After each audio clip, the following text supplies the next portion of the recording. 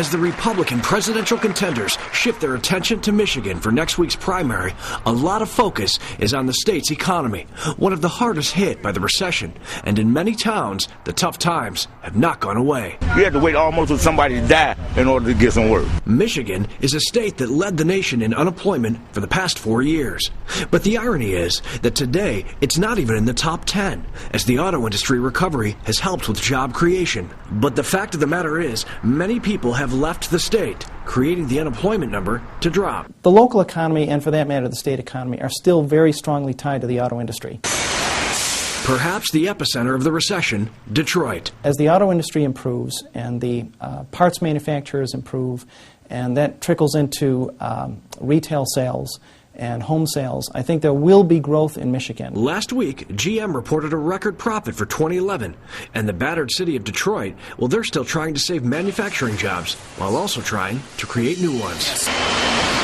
And then there were scenes like this: wood scraps and debris all over homes, 33,000 abandoned in the city of Detroit. The neighborhood I'm in, Highland Park, has row after row of neighborhood blocks that have nothing but shells of old homes. Homes that used to house middle-class families in this working city. When we first moved here, it was called the City of Trees. It was very beautiful.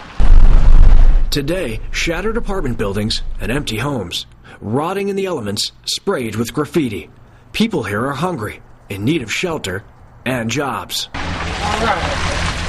Like in a disaster zone, the Salvation Army delivers meals to people on the streets.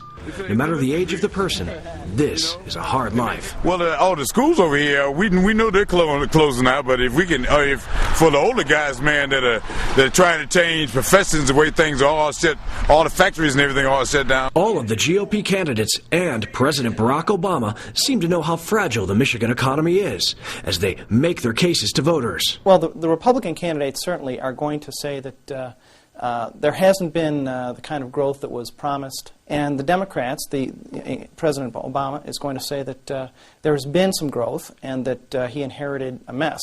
But the question remains, how much patience do the voters in Michigan and across the country really have at this point? Robert Ray, Associated Press, Detroit.